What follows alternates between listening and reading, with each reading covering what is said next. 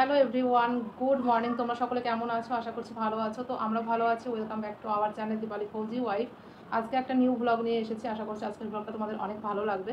ভালো লাগলে অবশ্যই লাইক, কমেন্ট, শেয়ার, সাবস্ক্রাইব করে আমার পাশে থেকো। ভিডিওগুলো বেশি বেশি করে শেয়ার করো। আশা করছি আজকের ভিডিওর টাইটেল আর থাম্বনেল থেকে বুঝেই গেছো আজকের ভিডিওটা কী হতে চলেছে।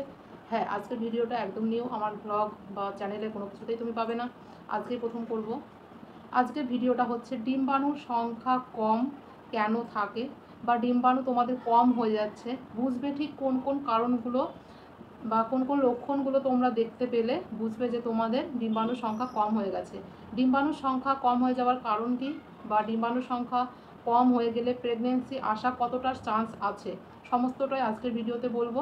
ডিম্বাণুর কোয়ালিটি কী করে ভালো করবে, ডিম্বাণু কি আরও বেশি বেশি করে উৎপাদন করা যায়, এই সময়ে আমাদের মেয়েদের শরীরে কি আলাদাভাবে উৎপাদন হয় ডিম্বাণু, সেটাও বলবো। তো চলো প্রথম থেকে ভিডিওটা দেখতে থাকো লাস্ট পর্যন্ত। যাদের প্রেগনেন্সি আসছে না তাদের কিন্তু এই ডিম্বাণুর কারণেই প্রেগনেন্সি আসে না, ঠিক আছে? ডিম্বাণুর কোয়ালিটি ভালো না, কোনো কিছু হয়তো সমস্যা রয়েছে সেই জন্য। তো চলো, যাদের প্রেগনেন্সি আসছে না তাদের জন্য আজকে ভিডিওটা টিপস দেবো, আর যাদের প্রেগনেন্সি আছে তারাও দেখতে পারো ভিডিওটা। মানে এই যে টিপসগুলো দেবো ভীষণ ইম্পর্টেন্ট। তো চলো দেখতে থাকো। প্রথমেই বলবো ডিম্বাণুর সংখ্যা কম কেন থাকে। দেখো, ডিম্বাণুর সংখ্যা কম থাকার অনেক রকম কারণ আছে। এই যে ডিমটা রয়েছে আমাদের শরীরে, যে ডিমটা, এই যে ডিম, এটা কিন্তু ভগবান আমাদের যখন জন্ম হয় তখনই কিন্তু এই ডিমটা একটা সঠিক পরিমাপ দিয়ে আমাদেরকে জন্ম দেয়। এই যে পুরুষদের যে শুক্রাণু বা স্পার্ম, ওটা কিন্তু পুরুষরা যতদিন বেঁচে থাকবে তারা কিন্তু উৎপাদন করতে পারবে, তাদের শরীরে আপনার সেটা বাড়তেই থাকবে বা তৈরি হতেই থাকবে। কিন্তু আমাদের শরীরে যে ডিম্বাণুটা থাকে সেটা কিন্তু আমাদের জন্মের সময় ওই একবারই কিন্তু সঠিক পরিমাণ দিয়ে আমাদেরকে পাঠায় পৃথিবীতে ভগবান। এবার এরপরে আর কিন্তু ডিম্বাণু উৎপাদন করা আমাদের পক্ষে একদম সম্ভব নয়, ঠিক আছে? তো এই যে প্রত্যেক মাসে মাসে আমাদের পিরিয়ড হচ্ছে, যাদের কোনো রকম সমস্যা হচ্ছে শরীরে, তাদের দেখবে বেশি পরিমাণে ডিম্বাণু যেটা থাকে বা ডিম যেটাই বলো কেন সেটা বেশি বেশি পরিমাণে খরচ হতেই থাকে, বা ডিম ফেটে বাইরে বার হয়ে যায়, ডিমগুলো নষ্ট হয়ে যায়। এরকমভাবে কিন্তু ডিম কমতেই থাকে। এছাড়া ডিম্বাণুর সংখ্যা কম থাকার আরও কারণ আছে। জেনেটিক কারণ থাকতে পারে বা বংশগত কারণ থাকতে পারে। আমাদের ফ্যামিলি হিস্ট্রিতে যদি দেখো, কারোর মানে তোমার মায়ের হোক বা কারোর যারই হোক না কেন, ডিম্বাণু মানে একদম কম ছিল। আগেকার যুগে মেয়েদের একটু তাড়াতাড়ি বিয়ে হয়ে যেত, আর তাড়াতাড়ি বিয়ে হয়ে গেলেও হয়তো 16-17 বছরে বিয়ে হয়েছে, 20-22 বছর বা 25 বছরে গিয়ে তাদের 2-3টে সন্তান হয়ে গেছে, ফ্যামিলি কমপ্লিট হয়ে গেছে, তারা আর বাচ্চার জন্য চেষ্টা করেনি, কোনো কিছুই করেনি। তাদের হয়তো 30 বছরে গিয়ে মেনোপোজ হয়ে গেছে। তারপরে তারা তো মানে বুঝতেও পারেনি তাদের আর প্রেগনেন্সি আসবে কি আসবে না, মেনোপোজ হয়ে গেছে, তারা এতটা বুঝতেও পারতো না আগেকার যুগের মেয়েদের। তবে এখনকার যুগের মেয়েরা তো এত তাড়াতাড়ি বিয়ে করে না, হয়তো কেউ 25 বছরে করছে, কেউ 26 বছরে, কেউ 30 বছরে করছে। তখন সে দেখছে তার প্রেগনেন্সি আসছে না বা তার ডিম্বাণু সংখ্যা একদম কম হয়ে গেছে। তো এটা একটা বংশগত কারণেও হয়ে থাকে। নেক্সট হচ্ছে মেনোপোজ। সাধারণত আমাদের মেয়েদের কিন্তু 50 বছর বয়সে গিয়ে হয়। চেষ্টা করলে আমাদের শরীর ঠিক থাকলে কিন্তু 50 বছর বয়সে বা তার আগে 40-42 বছর, 43 এই বয়সেও কিন্তু প্রেগনেন্সি আসা সম্ভব, ঠিক আছে? প্রেগনেন্সি আসে, ডক্টররা কিন্তু বলে থাকে প্রেগনেন্সি আসা সম্ভব। তবে 35 বছরের মধ্যে একটা প্রেগনেন্সি আসাটা খুবই স্বাভাবিক আর ভালো হয়, এতে বেবির কোনো ক্ষতি হওয়ার চান্স অনেক কম থাকে। এইবার যে মেনোপোজ হওয়ার যে টাইম চলে আসে তখন কিন্তু আস্তে আস্তে আস্তে আস্তে ডিম্বাণু সংখ্যা কিন্তু কম হতে থাকে। এবার এছাড়াও আরও কিছু কারণ থাকে, যখন আমাদের আরও যে কারণগুলো থাকে সেগুলো বলি। ডিম্বাণু সংখ্যা কম হয়ে যাওয়ার আরও কিছু কারণ আছে। সেটা হচ্ছে আমাদের যে পেটে যদি কারোর কোনো সিস্ট হয়, ধরো এখনকার যুগে তো মেয়েদের পিসিওডি, পিসিওএস বা সিস্ট যাই বলো না কেন অনেকের আছে, অনেকের আছে। এবার এই সিস্ট যাদের খুব বেশি পরিমাণে অপারেশন হয়েছে, চকলেট সিস্ট যেটা হয়, ধরো বড় ধরনের একটা হয়েছে, সেটা আমাদের অপারেশন হলো। এবার অপারেশন হওয়ার সময় সেই ভিতরে ওভারিতে যখন অপারেশন হয়েছে, যেটা কেটে ফেলে দিয়েছে, সেখানে কিন্তু অনেক রকম ব্লিডিং হয়, অনেক ব্লিডিং হয়। এবার ব্লিডিং হওয়ার ফলে সেই জায়গাটাতে ডিম্বাণুর কিন্তু অপারেশনের সময়ে কিন্তু ডিম্বাণুর ক্ষতি হয়ে যায়, ডিম্বাণু অনেক নষ্ট হয়ে যায়। এর ফলেও কিন্তু আমাদের ডিম্বাণুর সংখ্যা কমে যায়। আর এছাড়াও ডিম্বাণুর সংখ্যা যে কম হয়ে গেছে তোমরা বুঝবে কি করে, এবার এটার অ্যান্সার দেবো। বা কী কী লক্ষণ দেখলে বুঝবে যে তোমাদের ডিম্বাণু কম হয়ে যাচ্ছে, তারা কিন্তু বুঝতে পারলে অবশ্যই তাড়াতাড়ি করে ডক্টরের সঙ্গে যোগাযোগ করো আর প্রেগনেন্সি তাড়াতাড়ি করে নিয়ে আসার জন্য চেষ্টা করো। এছাড়াও যখন আমাদের পিরিয়ড চলে, যাদের প্রেগনেন্সি আসছে না, বাচ্চা হচ্ছে না, তারা কিন্তু যখন ডক্টর দেখাতে যায় দেখবে তাদেরকে বলে পিরিয়ড যেদিন চলবে সেই দিন বা দ্বিতীয় দিন বা তৃতীয় দিন এসে তোমরা একটা টেস্ট করো, ব্লাড টেস্ট, FSH, ঠিক আছে? এটা টেস্ট করাই, এটার সাহায্যে কিন্তু অনেক কিছু বোঝা যায়। এছাড়াও AMH, অ্যান্টি মুলারিয়ান হরমোন, এই যে টেস্ট, এই টেস্টের দ্বারা কিন্তু বোঝা যায় তোমার ওভারিতে কতটা ডিম আছে, কেমন আছে, সেটা কতটা বড় হচ্ছে, সমস্তটা কিন্তু বুঝতে পারে। এছাড়াও আল্ট্রাসাউন্ড করেও কিন্তু ঘর গোনা যায়, ডিমের যে ঘর থাকে বা ডিম থাকে সেখানে কিন্তু বোঝা যায় যে কতটা ডিম আছে, কতটা পরিমাণে নষ্ট হয়েছে, কি হচ্ছে, সমস্ত কিন্তু বুঝতে পারে, সমস্তটা কিন্তু বুঝতে পারে, ঠিক আছে? তো ডক্টরে কিন্তু আল্ট্রাসাউন্ড করলে বুঝে যাবে। এছাড়াও ডিম্বাণু সংখ্যা কম হয়ে যাওয়ার আরও লক্ষণ আছে, সেটা হচ্ছে আমাদের সাধারণত যাদের নর্মাল পিরিয়ড হয় 30 দিন, 32 দিন, 28 দিন, এই 3টে মাস, মানে 28, 30, 32 দিনে যাদের পিরিয়ড সাইকেল, তাদের দেখবে, মানে নর্মাল পিরিয়ড যাদের হয় আর কি, এটা হচ্ছে নর্মাল পিরিয়ড সাইকেল। যাদের 1 মাস পিরিয়ড হয় না, 2 মাসে গিয়ে হয়, 3 মাসে গিয়ে, 6 মাস অন্তর হয়, তাদের অ্যাবনর্মাল, তাদের ক্ষেত্রে প্রেগনেন্সি আসা ভীষণ কষ্টকর। এইবার হচ্ছে এই যে পিরিয়ড সাইকেল, ধরো তোমার পিরিয়ড আসলো, আমার যেমন 5 দিন থাকে, আর একটা মেয়ের হয়তো 2 দিন থাকবে, তাহলে তাকে কিন্তু বুঝতে হবে যে তোমার যখন 2 দিন থাকছে, পিরিয়ড সাইকেলের লেন্থ কমে এসেছে, মানে তোমার যে আগে হতো 28 দিন, 32 দিন, সেটা তোমার 24 দিন, 23 দিনের পিরিয়ড সাইকেলের লেন্থ হয়ে গেছে, এর ক্ষেত্রেও বোঝা যায় যে তোমার ডিম্বাণু সংখ্যা কম হয়ে গেছে।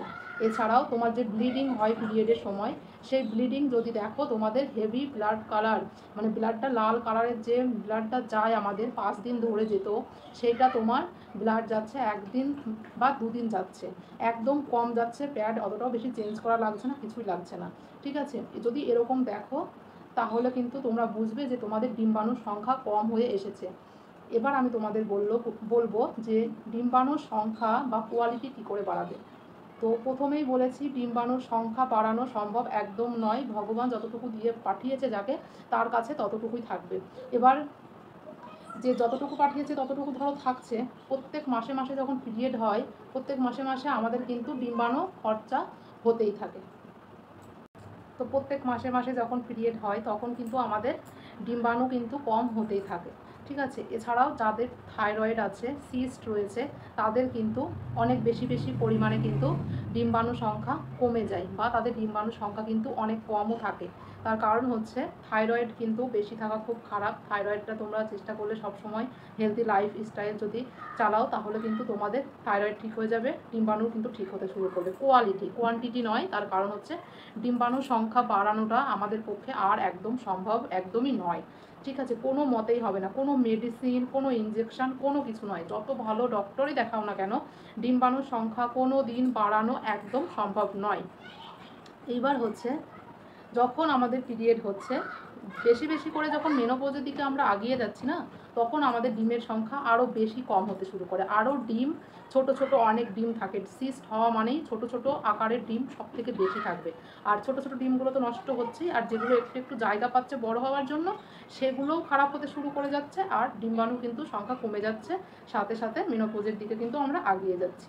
আর এটা এখনকার বেশি হচ্ছে মেয়েদের, এই যে ডিম্বাণুর সংখ্যা কম হয়ে যাওয়া, মেনোপজ হয়ে যাওয়া বা সিস্ট, যার জন্য আজকাল প্রেগনেন্সি আসতে মেয়েদের অনেক সমস্যা হচ্ছে। এইবার আমি বলবো অনেক রকম, মানে কোয়ালিটি ভালো করবে কীভাবে ডিমের, ডক্টর দেখানোটা ভীষণ উচিত। আমি ডক্টর নই, আমি যতটুকু জানি তোমাদেরকে ততটুকু জানাচ্ছি। তবে ডক্টরকে কিন্তু তোমাদেরকে জানাতেই হবে, যখন তোমার পিরিয়ড ঠিক মাসে মাসে আসছে না, পিরিয়ডের ব্লাড ঠিক মতো যাচ্ছে না, 1 বা 2 দিন যাচ্ছে, অল্প পরিমাণে যাচ্ছে, বেশি যাচ্ছে না, তারপরে তোমার মানে তোমার যখন দেখছো তোমার সিস্ট রয়েছে, তখন মানে ডক্টর দেখাবে। এই সমস্যাগুলো হলে কিন্তু তাড়াতাড়ি করে ডক্টর দেখাবে, না হলে কিন্তু প্রেগনেন্সি আসা একদম সম্ভব নয়। এছাড়াও ডক্টরের কাছে গেলে দেখবে, যখন দেখবে তোমার ডিম্বাণুর কোয়ালিটি ভালো নয়, প্রেগনেন্সি আসছে না, তখন তোমাকে কিন্তু অনেক রকম টেস্ট দেবে। তাছাড়াও মাল্টিভিটামিন হোক, যে কোনো ইঞ্জেকশান, ওষুধ, মেডিসিনস তোমাদেরকে দিয়ে কিন্তু তোমার ডিম্বাণুটাকে বড় করবে সাইজে, তার সাহায্যে কিন্তু নর্মাল প্রেগনেন্সি আসা খুবই সোজা হয়ে যাবে। এইবার ডিম্বাণুর সংখ্যা কম হয়ে গেলে কি প্রেগনেন্সি আসবে না? হ্যাঁ, ডিম্বাণুর সংখ্যা কম হয়ে গেলেও প্রেগনেন্সি আসা কিন্তু সম্ভব, তবে সেটা অনেকটাই কম হয়ে যায়, যে সম্ভাবনাটা সেটা কম হয়ে যায়। তাই সবসময় 25 বছর, 30 বছর বয়স যাই হোক না কেন, সবসময় চেষ্টা করবে তাড়াতাড়ি প্রেগনেন্সি আনার বা বাচ্চা নেওয়ার। নর্মালভাবে ট্রাই করতে হবে 6 মাস, যদি না হয় তখন কিন্তু অবশ্যই ডক্টর দেখাতে হবে। আশা করছি তোমরা বুঝতে পেরেছো। এছাড়াও ডিম্বাণুর সংখ্যা যে তোমাদের কম আছে বা কম হয়ে যাচ্ছে, বোঝার আর একটা কারণ হচ্ছে, যদি তোমাদের এই যে ব্লাড টেস্ট হবে তোমাদের পিরিয়ড চলাকালীন, সেটা যদি হাই হয়ে যায় আর অ্যান্টিমুলারিয়ান হরমোন যে টেস্ট হবে সেটা যদি লো হয়ে যায়, মানে কম হয়ে যায়, তাহলে কিন্তু সেটাও ইঙ্গিত দেয় তোমাদের ডিম্বাণুর সংখ্যা কম হয়ে আসছে। আশা করছি বুঝতে পেরেছো। তো এই টিপসগুলো কেমন লাগলো অবশ্যই কমেন্ট করে জানিও। তো ডিম্বাণুর কোয়ালিটি কিভাবে করা যায়, মানে গুণগত মান ভালো কিভাবে করা যায়, সেটা হচ্ছে তুমি যদি অ্যালকোহল খাও, কোনো মেয়ে মানুষ যদি অ্যালকোহল খাও, সেগুলো কিন্তু বাদ দিতে হবে। বাইরের ফাস্ট ফুড যে খাবারগুলো জাঙ্ক ফুড হয় আর কি, সেই সমস্ত খাবারগুলো একদম বাদ দিতে হবে। ফুড কালার দেওয়া খাবারগুলো বাদ দিতে হবে। ঘরের তৈরি খাবার খেতে হবে, বেশি বেশি করে শাকসবজি খেতে হবে, সবুজ শাকসবজি বেশি বেশি করে খাও, ফ্রুটস খাও, ডাবের জল খাও। এছাড়াও কিন্তু আমন্ড, কিশমিশ, অনেক রকম বাদাম আছে, সেগুলো খাও। খেলে কিন্তু ডিম্বাণুর যে কোয়ালিটি সেটা কিন্তু একটু হলেও ভালো হবে। সুস্থ সবল একটা ডিম্বাণু থাকলে কিন্তু অবশ্যই নর্মাল কিন্তু তোমার প্রেগনেন্সি চলে আসবে, আইভিএফ করার কোনো প্রয়োজন লাগবে না। তাই বলবো অবশ্যই তোমরা বেশি বেশি করে ঘরের তৈরি খাবার খাও, শাকসবজি খাও, ঠিক আছে? তাহলে সমস্ত কিছু ঠিক হয়ে যাবে। ব্যায়াম করো, সমস্ত কিছু করো। ওয়েট বেশি থাকলে ব্যায়াম করো, পিসিওডি থাকলে ব্যায়ামটা ভীষণ জরুরি, হেলদি লাইফস্টাইল কিন্তু ভীষণ জরুরি। তো চলো, আশা করছি বুঝতে পেরেছো। আজকের ভিডিওটা ভালো লাগলে অবশ্যই লাইক, কমেন্ট, শেয়ার, সাবস্ক্রাইব করে আমার পাশে থেকো। নতুন নতুন ভিডিও প্রতিদিন দিতেই থাকবো, সাথে থাকো, পাশে থাকো। আর সবাই সুস্থ থাকো। বাই।